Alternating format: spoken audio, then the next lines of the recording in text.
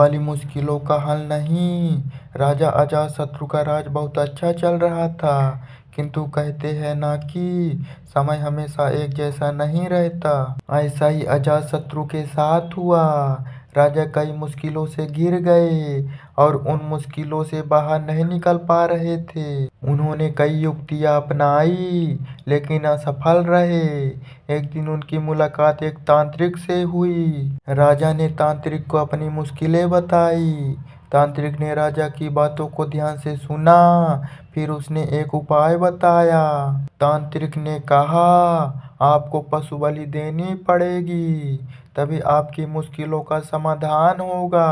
पहले तो राजा काफी सोच विचार में पड़ गया, लेकिन उन्हें जब कोई भी रास्ता न दिखा तो उन्होंने तांत्रिक की बात मान ली। तांत्रिक के कहे एक बड़ा अनुष्ठान किया गया।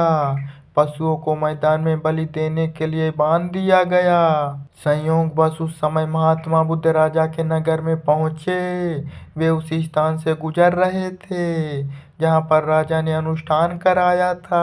महात्मा बुद्ध ने जब देखा कि निर्दोष पशुओं की बलि दी जाने वाली है, तो वे राजा के पास गए और बोले, राजन, आप इन निर्दोष पशुओं को क्यों मारने जा रहे हैं? राजा बोले, महात्मा जी, मैं इन्हें मारने नहीं, अपितु राजा के कल्याण के लिए इनकी बलि देने जा रहा हूँ, जिससे सारे राज्य का कल्याण होगा। महात्मा बुद्ध बोले, क्या किसी निर्दोष जीव की बलि देने से किसी का भला भी हो सकता है?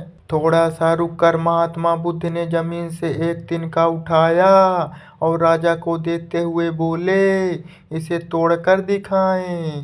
राजा ने तिनके के 2 टुकड़े कर दिए। बुद्ध बोले, अब इसे पुनः जोड़ दें। राजा बोले, महात्मा जी, यह आप कैसी बातें कर रहे हैं? इसे तो अब कोई भी नहीं जोड़ सकता।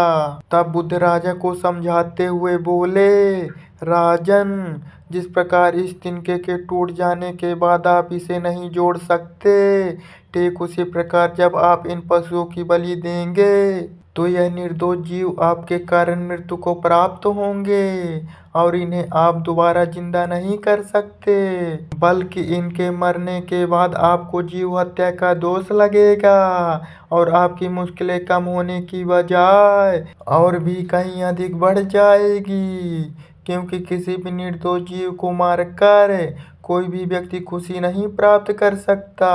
आपकी समस्या का हल निर्दोष जीव को मारने से कैसे हो सकता है? आप राजा हैं, आपको सोच विचार कर निर्णय लेना चाहिए। अगर आप सच में अपनी मुश्किलों का हल चाहते हैं तो दिमाग से काम लीजिए।